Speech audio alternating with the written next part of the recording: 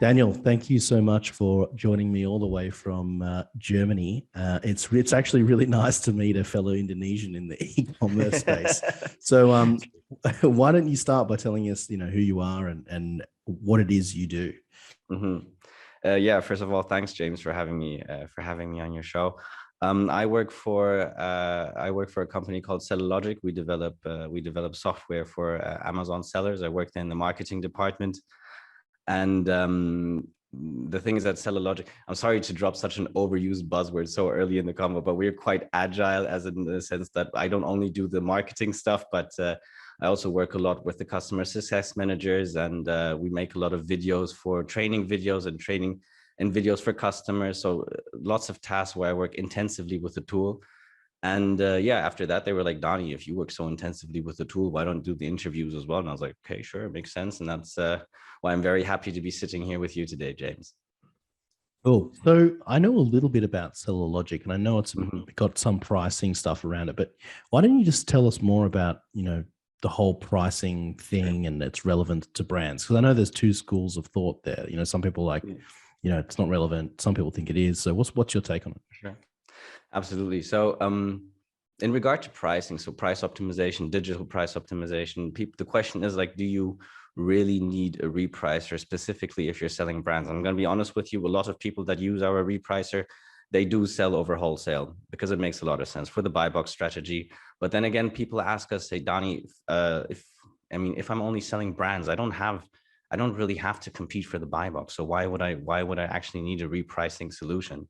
And that is a fair question. That is a fair question for sure. But at the end of the day, the thing is, like, just because you're not competing for the buy box, that doesn't necessarily mean that you don't have to compete in general. Like our CSO, he always used this nice metaphor. I'm just going to straight out steal it and use it here for myself.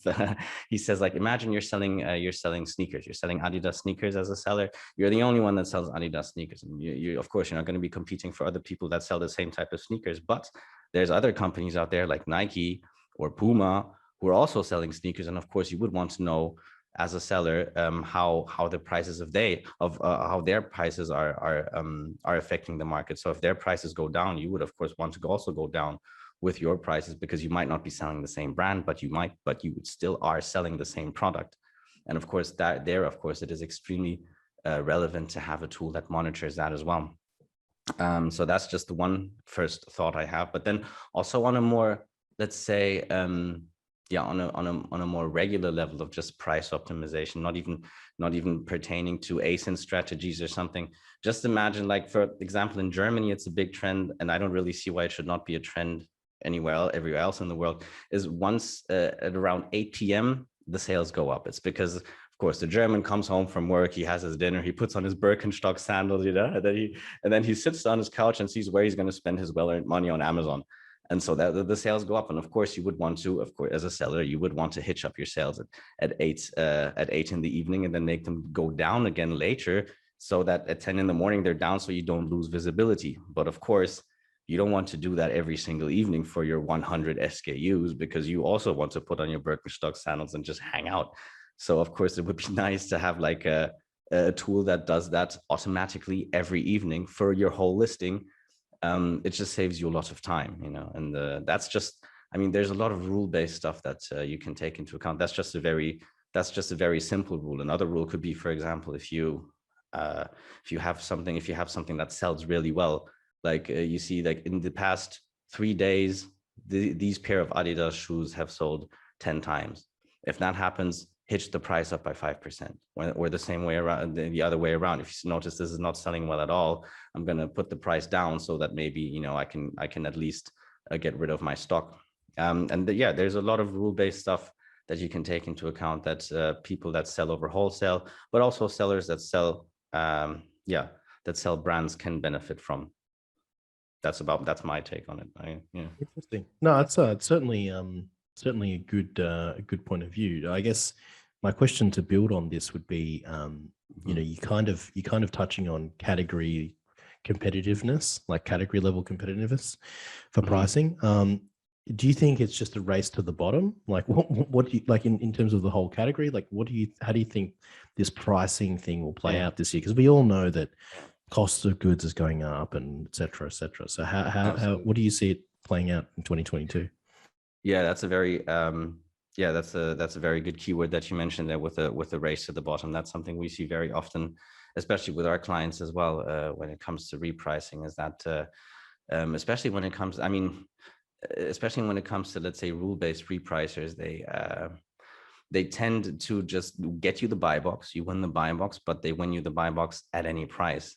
And that's the thing. That's where you get a lot of price dumping, and you have to sell your stuff under value. And of course, that's nice for the consumers. And I'm not going to lie about that, of course. And Amazon is a very consumer-based company, of course. But there is no seller in that scenario that wins. Not the seller that wins the buy box, not the seller that loses the buy box. And especially now, with all the supply chain problems and something, it's very important to have a price optimization strategy in place that allows you to stay competitive. And that means to win the buy box, but at the same time, be able to sell at the best price. And that's where this dynamic repricing comes in, because that's the thing, how they work is, and also how ours works, is that it recognizes what's the lowest price, gets you the buy box, but then afterwards sends, let's say, signals to Amazon. Is like, if I hitch the price up by 5 cents, do I still stay in the buy box? And as soon as Amazon says yes, they hitch until there's a certain point where it says, okay, up to here and no more. Otherwise, you lose the buy box, you lose your visibility. And that's exactly how you circumvent this price dumping that you just mentioned. And I think that's also an issue that we have to watch out in 2022 for. Yeah. So now, top prediction for 2022 that is not price related, completely unrelated to pricing or anything like that. If you're, I think I would not say that's completely for 2022. It already started in 2021. I already mentioned the supply chain issues. We had a lot of supply chain issues in 2021 through, I don't know, what was there? All the warehouses shutting down in China, of course, Corona. You had the nice navigation maneuvers in the Suez Canal, if you remember that was that caused a lot of problems. But the thing is, now they're continuing, and with the war in Ukraine and everything, you have a lot of supply chain issues happening on the regular market, but also on the online market. So I think my prediction would be completely price unrelated, is be sure that your inventory is always full, be sure that your stock management is on point. Yeah, and maybe also diversify to other markets, but that is maybe another question, and I don't know. Oh, that is my next question. So your final thoughts here, Daniel. So what other marketplace channels are on your mind? Like, when I think about Europe, I think about Zalando, Otto, Bol, what have you. Like, what's hot and what's top of mind for you? Absolutely, exactly as you just said. We have Zalando. In Germany, you have Otto as well, the Otto catalog. They are quite big in Germany, but on an international level, now I don't really know where they're headquartered, but the company or the platform that's been really big is Etsy. That's a complete different niche. That's more like handcrafted artisan products, stuff like that. But if you just look at the revenue they've been making in the past 2 years, it's amazing. They have been growing amazingly, and that's the thing. So, like, especially if you sell over Amazon and you've got like more spiritual products or more handmade craft or something like that, I would definitely think about. A lot of our sellers also, a lot of our clients also sell over Etsy. I know one of our partners as well, she does that, and it's going really well. So if you service that niche and you're not selling on Etsy yet, I would definitely go for it. Absolutely. Interesting. It's not the first time I've heard that. I definitely sense there's a lot of money there to a lot of money to make on Etsy. But look, it's I've taken up a lot of your time, so we'd love to have you back. And I really appreciate the insights, Daniel. And I'm looking forward to coming on to one of the Seller Logic shows. For sure, absolutely. You're always welcome, James, and thank you so much for having me on your show.